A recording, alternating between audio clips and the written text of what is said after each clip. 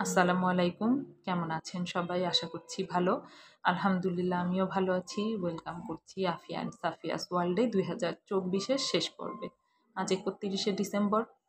আর কয়েক ঘন্টা পরেই আমরা বিদায় জানাবো 2024-কে এবং স্বাগতম জানাবো 2025-কে।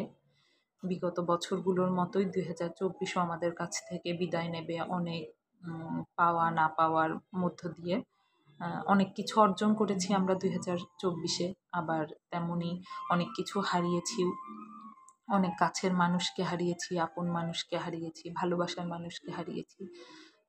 তো আসলে পাওয়া না পাওয়ার মধ্য দিয়েই তো আমাদের জীবন অতিবাহিত হয়। এগুলো মেনে নিয়ে আমরা সামনের দিকে এগিয়ে যাই, স্বপ্ন দেখি, পরিকল্পনা করি।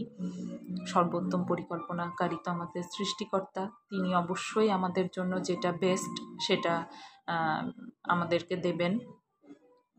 আমাদের অর্জনের ঝুলিতে সেগুলো যোগ হবে ইনশাল্লাহ।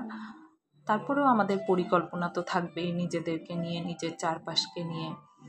ঠিক তেমনি আমিও কিছু পরিকল্পনা করেছি 2024-এ যেই ভুলগুলো করেছিলাম বা যে কাজগুলো করা আসলে উচিত ছিল না, সেগুলোর যেন পুনরাবৃত্তি 2025-এ না ঘটে, সে ব্যাপারে চেষ্টা থাকবে নিশ্চয়ই।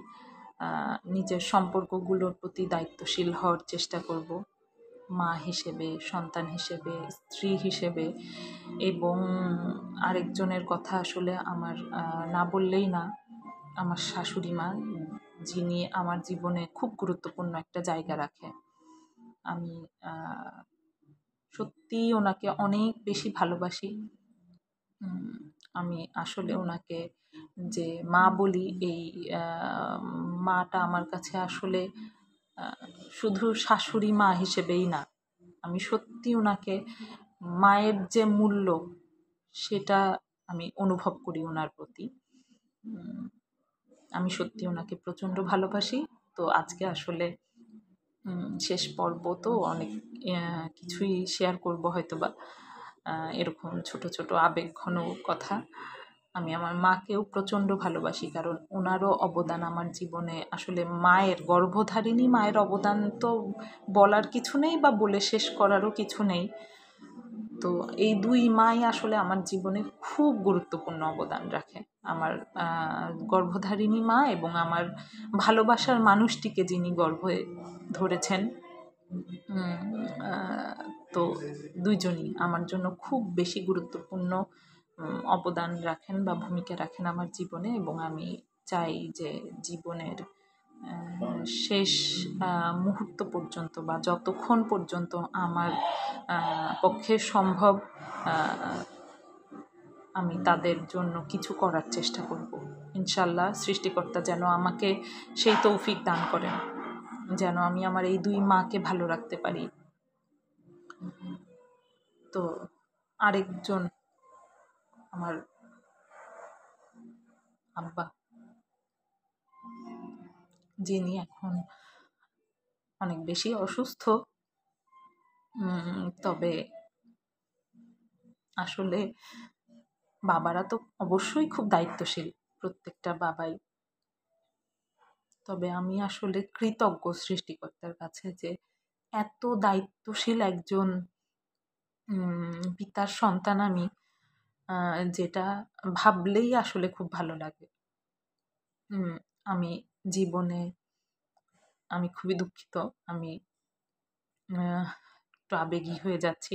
আসলে আমি জীবনে এমন অনেক জায়গা থেকে খুব মূল্যবান একটা কথা শুনেছি, সেটা হলো, ও তোমার বাবার নাম কি, যখনই বলেছি, এবং সাথে সাথে তার প্রতি উত্তরে যে কথাটি এসেছে সেটা হলো, উনি তো খুব ভালো একজন মানুষ। তো আলহামদুলিল্লাহ, সন্তান হিসেবে এর থেকে বড় পাওয়া আর কিছু আছে বলে আমি মনে করি না। এবং সত্যি আমার বাবা প্রচণ্ড ভালো একজন মানুষ, এবং এত সম্মান উনি মানুষের কাছ থেকে পেয়েছেন ওনার কর্মের দ্বারাই। তো যাই হোক, আপনারা সবাই দোয়া করবেন আমার আব্বার জন্য। আব্বা যেন যতদিন থাকেন আমাদের মাঝে সুস্থ থাকেন, ভালো থাকেন।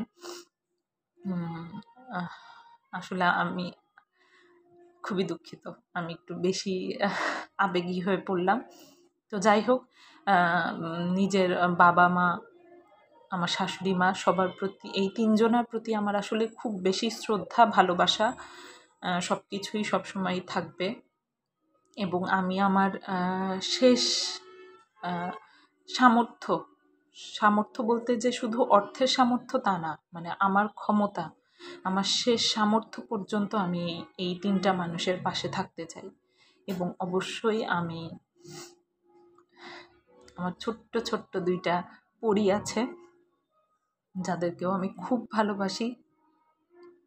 ওদেরকেও আমি চেষ্টা করব আমার সব কিছু দিয়ে সুন্দরভাবে গড়ে তোলার। সৃষ্টিকর্তার কাছে প্রার্থনা থাকবে তিনি যেন ওনাদেরকে দিনের পথে থাকার তৌফিক দান করেন এবং সৎ থাকার তৌফিক দান করেন সর্ব অবস্থায়।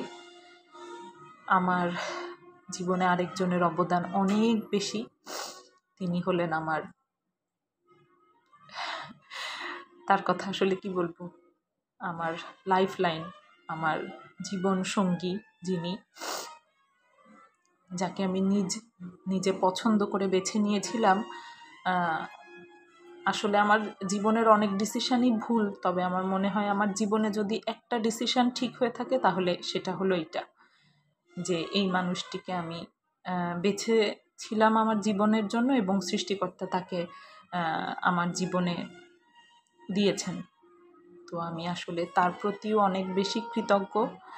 আমার এই ভালোবাসার মানুষগুলোকে নিয়ে, আমার এই ভালোবাসার সম্পর্কগুলোকে নিয়ে আমি আমার জীবনের বাকি দিনগুলো কাটাতে চাই। সৃষ্টিকর্তা যেন আমার তৌফিকে সেটা রাখেন। আর যে মানুষগুলোর কাছ থেকে অনেক বেশি কষ্ট পেয়েছি তাদেরকে নিয়ে আসলে আর কিছুই বলতে চাই না। তাদের বিচারও সৃষ্টিকর্তা করবেন, তাদেরকে নিয়ে আর কিছু ভাবতেও চাই না আমার নতুন বছরটাতে। আর একজনের কথা মানে না বললেই না, সে হলো আমার বড় বোন। মানে শুনেছি যে বড় বোন, মায়ের পরেই বড় বোন দ্বিতীয় মা, যেটা বলা হয়। তো আসলে আমার বড় বোন মানে এত ভালো বড় বোন কারোর আছে কিনা আমি ঠিক আসলে বলতে পারবো না। অবশ্যই সবার যার যার জায়গা থেকে তার বোন ভাই তার প্রতি ভালোবাসা দিয়ে থাকে বা দায়িত্বশীল হয়ে থাকে, অবশ্যই সেখানে আমি কিছুই আসলে বলতে চাই না। তবে আমার বড় বোন এক্সেপশনাল, এতে কোনো সন্দেহ নেই। আসলে আমি সৃষ্টিকর্তার কাছে কৃতজ্ঞ যে অনেক এমন অনেক সম্পর্ক আমার জীবনে আছে যাদের কাছ থেকে মানে ভালো কিছু আশা করাটাই ভুল, ঠিক তেমনি এমন অনেক সম্পর্ক আমার জীবনে আছে যাদের কাছ থেকে আমি এত ভালো কিছু পেয়েছি যেগুলো আসলে আমার জীবনের জন্য যথেষ্ট, আমার জীবনটাকে সুন্দরভাবে সাজানোর জন্য যথেষ্ট। তো আমার এই ভালোবাসার মানুষগুলো অনেক ভালো থাকুক এবং তাদের জন্য যেন আমি কিছু করতে পারি, সেই তৌফিক যেন সৃষ্টিকর্তা আমাকে দেন। এবং আমার যে ভালোবাসার মানুষগুলো আমার এই ভিডিওগুলো দেখে বা আমার এই পেজের ব্যাপারে আমাকে উৎসাহ দান করে, সেই প্রত্যেকটা মানুষের প্রতি আমি কৃতজ্ঞ।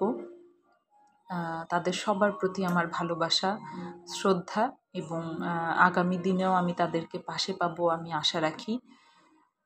তো আজকের পর্বটা অনেক বেশি বড় হয়ে গেল, ক্ষমা চাচ্ছি সবার কাছে। সবাই অনেক বেশি ভালো থাকবেন।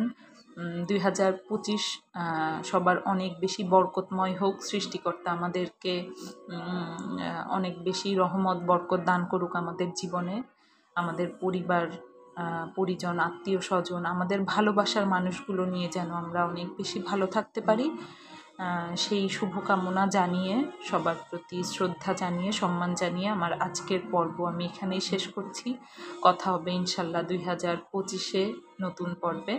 সবাই অনেক বেশি ভালো থাকবেন, আমার এবং আমার পরিবারের জন্য দোয়া করবেন। আমিও আপনাদের সবার জন্য অনেক বেশি দোয়া করি। সবাই অনেক বেশি ভালো থাকেন, সুস্থ থাকেন। আল্লাহ হাফেজ, আসসালামু আলাইকুম।